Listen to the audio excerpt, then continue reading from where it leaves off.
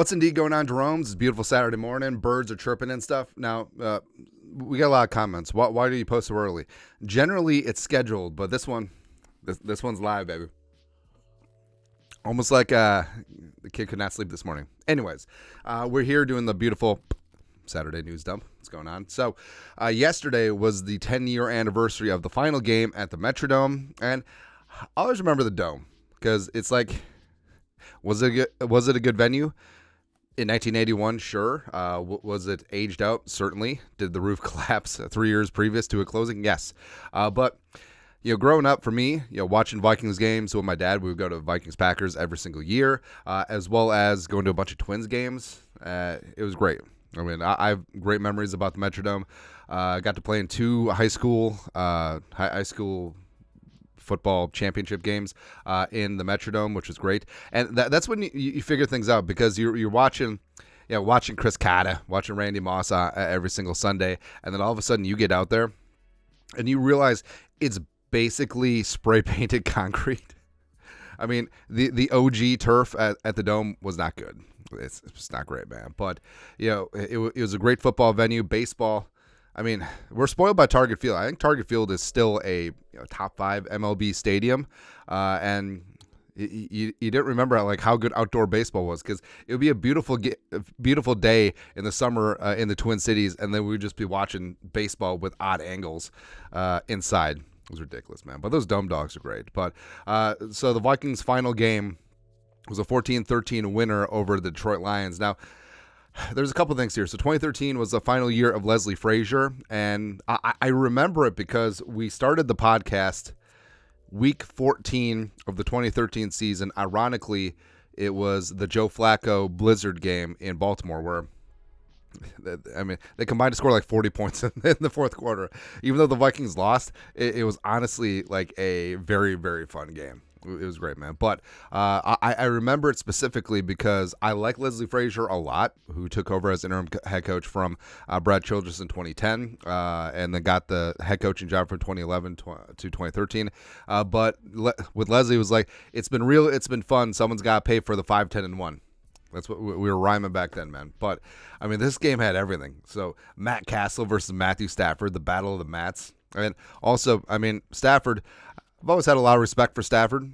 It felt like he was sort of tilting at windmills with the Lions. Although, hey, everyone's like, well, Stafford won a Super Bowl with the Rams, with Kevin O'Connell, by the way, and Wes Phillips. But it was like, well, Stafford never had any help with the Lions. Stafford had a first ballot Hall of Famer in Megatron at receiver, and they still didn't do anything. Like, they didn't even win a single playoff game. It's ridiculous, man. But for the Lions, so Stafford, throwing for 217 and a tutty. Lions were also out of it. Reggie Bush. Remember when Reggie was coming out of USC and the Saints took him, I think, at 2 overall? Yeah, because it was 1, Texans took Mario Williams. 3 was Vince Young to the Titans. And everyone was expecting those 3 to be super. Actually, no, it was a surprise that Mario Williams was number 1. But Reggie Bush was supposed to change the game. He was supposed to be like the next Paul Hornung. Not so much. But Kevin Ogletree led the Lions in receiving at targets. Nate Burleson, our guy, Mr. Poison Pill himself. Actually, so I feel like Saturday news dumps gets rambly. But so when the Vikings signed away Hutchinson with the Poison Pill deal, and basically the Poison Pill deal was his contract became fully guaranteed if he wasn't the highest paid offensive lineman on his team. I believe that was with the wording. And Seattle had Walter Jones back then, who was a fantastic left tackle, Hall of Famer. And that was the shtick with the Poison Pill deal. So to get back at us, the Seahawks signed Nate Burleson to a 7-year, $49 million deal. Well, similar language. If Burleson isn't the highest paid receiver on his team, it becomes fully guaranteed. And of course, Chris Carter was all up in there. Oh no, Randy Moss is all up in there too. So yeah, I think that was it. Doesn't matter. But yeah, Nate Burleson, Good Morning Football. Now he's on CBS Morning Show. I love it, man. It's fantastic. Also, I feel like Burleson getting into the media. Eventually, you're just going to know him as the media guy. Like you're going to forget about his career. Where it's like Ahmad Rashad. Ahmad Rashad, best known as being Michael Jordan's buddy. No, but Ahmad Rashad working NBA inside stuff which was so important in my formative Saturday morning kid watching TV prowess. But I mean, Ahmad Rashad, of course, great receiver for the Vikings. Minneapolis, the OG miracle at the Met, OG Minneapolis miracle, although it was in Bloomington. But yeah, so Joik Bell. Joseph Fourier. I remember Joe Fourier caught like had a 3-touchdown game, and then he was cut like 2 weeks later. Happens. For the Vikings, Matt Athriada, rushing for 115, but no touchdowns. What the hell, man? Also, I vaguely remember this game because I was in a fantasy league that had just started, and the commissioner didn't realize. I mean, you don't play the final week of the season because it's so variant when it comes to who sits and who doesn't, right? So back was a 17-week season, 16-game season. You didn't play week 17, but this league we did, and I remember specifically because I had Cordero, and Cordero won me some money, man. Cordero rushing for a touchdown, as well as 2 for 31. I think it was a PPR. He didn't do much for there, but 2 touchdowns pushed over the edge. And remember, this is Cordero's rookie year, 2013, because there was 3 first-round picks in 2013. It was Xavier Rhodes, it was Sharif Floyd.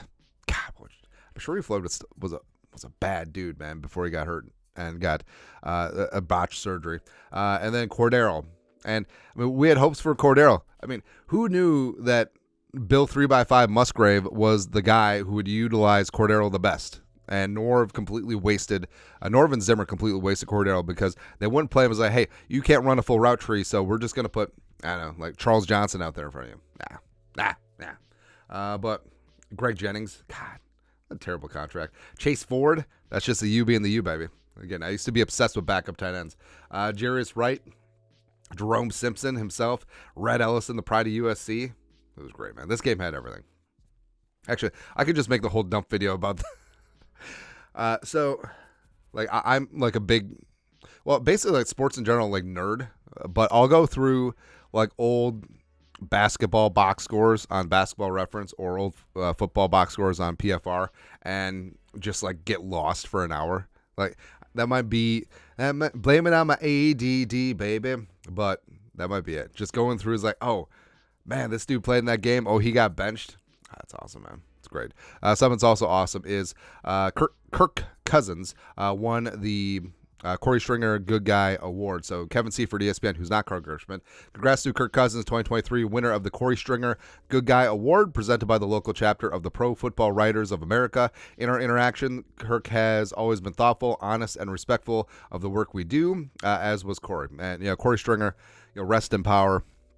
OG, very, very like low key, loquacious, and good with the media. Hence the award, and Kirk winning this. It's awesome, man. And also, zoom in and enhance. They buried the lead. So in the business, we call this a callback. So Kirk Cousins, last week was at the Rosemount Pep Rally. Rosemount High School, the pride of Southeast Metro, and wearing a student council of Rosemount crew neck sweatshirt.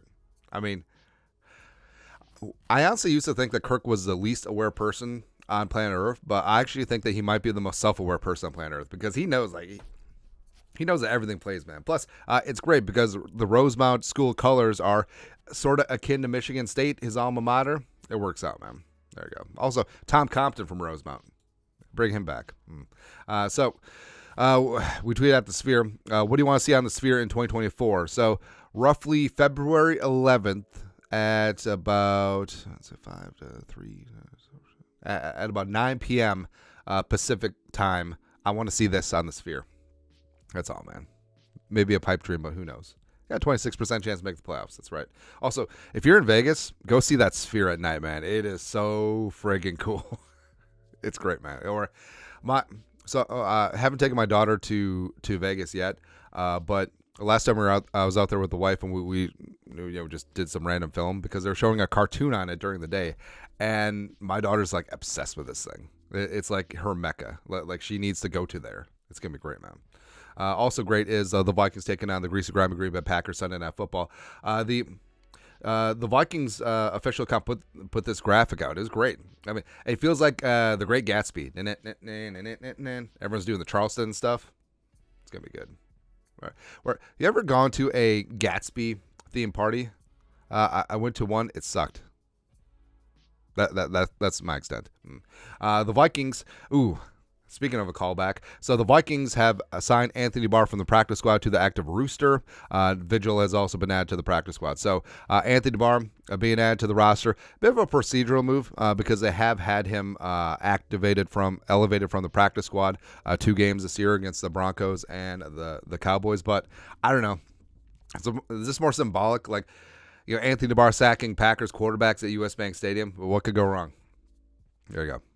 I love him wearing the 5'4" nowadays. Alec Lewis, Vikings head coach Kevin Collins said Theo Jackson, blah, blah, blah, blah, blah. But so Jalen Speedy Naylor, it's starting to be concerning. So we're about a month out from the Vegas game, and that's where Jalen Speedy Naylor had that concussion where he who's the DB? Either way, he had a big-time collision with the Raiders defensive back, and he's been in concussion protocol the entire time, and he hasn't progressed. So he's been DNP'd all these subsequent weeks. So usually what happens is you'll be elevated to limited participation, do some stuff on the side, maybe do some individual work, but I haven't seen that with Naylor. So starting to get a little bit concerning. And Jalen Speedy Naylor has a ton of talent, but injuries, I mean, they've been piling up, and it's really unfortunate, man. So hopefully he progresses out of concussion protocol. I mean, just for his personal health, and then we'll see him in 2024. Because I think he'll have an opportunity because I think KJ leaves in free agency. Also, speaking of receivers who played elsewhere, Michael Kay, a beat writer for the Panthers. Who did Michael Kay used to write for? I feel like he used to be like a Jaguars guy. Doesn't matter. Panthers wide receiver Adam Thielen, which still sounds weird, doesn't it? Needs 5 catches and 36 receiving yards over the next 2 games to have the second 100-catch, 1,000 receiving yard season of his career.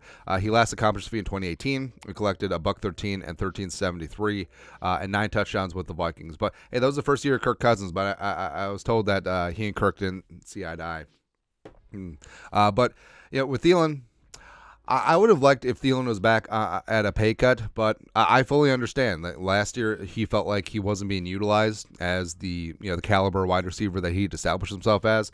Now, Father Time is undefeated, and I feel like star players don't always accept that. But I mean, Thielen, he's shown that he still has something left in the tank. And even though the Panthers, speaking of tank, even though the Panthers are probably going to end up with the worst record in football, Thielen has been a nice asset for Bryce Young, and there hasn't been many in Carolina. So I feel like it's a win-win where the Vikings, they have Jordan Addison, and he's emerging into a star, as well as Thielen was able to get another bag from the Panthers. Got a nice little contract, as well as he's putting up numbers. He's getting wide receiver 1 volume, and the Panthers, they're a work in progress, but Thielen will probably be there next year again as well, and he'll be still putting up numbers. Plus, he's able to play golf year round. Although in Minnesota, dudes are golfing in December because it was like 40 degrees out yesterday. So maybe that's a moot point. But either way, props for Thielen. Always have love for him. Future Ring of Honor inductee. So it's good to see him thriving. There you go. Speaking of thriving, so Christian friggin' Darrisaw. So he constantly gets compared to Trent Williams because, they both wear 71. They both have a similar, body shape and style. They're both gigantic, ginormous left tackles who are road graders in the run game, as well as ballerina feet, and frankly, one of the best left tackles in the game. So the comps are there. And via PFF, only offensive tackles with 85-plus pass blocking and run blocking grades since 2022, Trent Williams and Christian Darrisaw. I love Christian Darrisaw, man. And, for me, I've loved Trent Williams for years, too. I loved him at Oklahoma. He was great protecting Kirk Cousins' ass in Washington. And when he was on the market, I was champing at the bit for the Vikings to go get Trent Williams. But that was, of course, before Christian Darrisaw became that dude. So it's good to see either way. And frankly, if Darrisaw has a career that's 90 cents on the dollar of Trent Williams, who I think should be a first ballot Hall of Famer, we'll take that. Darrisaw's fantastic. Lock him up long term, babe. Speaking of, I don't have a transition, but so Nick Mullens, props to Nick Mullens, where after you get benched, lots of guys could get sullen and sour and not want to talk to the media. We've seen that before. But props to Mullens for talking to the local media jackals. He said this about his benching, quote, "It's pretty cut and dry. If I turn the ball over, I'm probably not going to be in the game. I feel like I let the team down, and that sucks." And with Mullens, I mean, he's not wrong. I mean, he's being hard on himself, but he's not wrong as well. So the 2 interceptions against the Bengals before the half, leaving 6 to 14 points on the board. I mean, that really hurt. As well as, the 4 interceptions against the Lions were all of them on him. I mean, 3 of them were. And also the one at the end was sort of whatever. But yeah, the 6 interceptions in 2 games. And where in both games you lose by combined 9 points in both single score games. I can't have it. Can't have it. So he understands. Like, he's being a pro's pro about it. So props there. But yeah, let's see what the kid's got. Speaking of Kevin O'Connell, quarterbacks who threw a lot of interceptions, because remember, Kevin O'Connell, his first NFL coaching job was under Mike Pettin, when Pettin was head coach of the Browns, and O'Connell was the quarterbacks coach for Johnny Football, and also I think the OC was John DeFilippo. So we got connections all over the place. But Jason Lloyd pointed out, in case you were wondering, Joe Flacco needs 72 yards to pass Johnny Manziel for 31st on the Browns' all-time passing list. And then Johnny Manziel, some records were meant to be broken. I love it, man. So I love it when dudes have a sense of humor. And Manziel obviously didn't work out. He was a first-round pick by the Browns. He ended up being a bust, and it was just, I don't know, like, you could tell, like, Johnny Football played an exciting brand of college football at Texas A&M. Although, people don't talk about, like, hey, Mike Evans made Johnny Football at A&M. Like, everyone talks about, oh, well, Johnny Manziel went in Tuscaloosa and beat Alabama. No, Mike Evans beat Alabama. Mike Evans Mike Evans should be a first ballot Hall of Famer. He was a bad dude in the NFL. He was a badder dude in college, man. Just imagine, like, 6'5", 230-pound Mike Evans going up against college kids. And half of Johnny's football highlights were him running around like Fran Tarkin and then arm punting something up to Mike Evans. But yeah, it didn't work out. But yeah, Johnny football is good humor. That's all, man. Lastly, so all these things are kind of cute and funsy, but I feel like the player selection is a little bit odd. Like, why is Najee Harris on here for $3? I don't get it, man. But on this, I'm going Kirko at QB, McCaffrey, who basically just dollar store Toby Gerhart for $5. In the slot, or one of my receivers, I'm going to go Jahan Dotson, probably to Penn State, as well as JJ, obviously $5 at the other receiver spot. And then I have $0 left. So I'm just going to take Johnny Munt for $0. Goose egg, D'Angelo Russell $. There you go. Although, I mean, I may be tempted. Like, maybe we would go James Conner as a running back. I think James Conner's super underrated. And then Njoku as tight end. David Njoku is, like, really risen up, man. Because when he got his contract, I was just kind of like, I don't know, man. But especially with Nick Chubb out, like, Njoku's become the driving force in that Browns offense. He's really fantastic. Also, the fact that he came back from the whole burn thing this year, it's crazy. That's crazy, man. But that's it. That's long, rambly Saturday Vikings news dump. You guys are the best. You know what to do. Skull production value.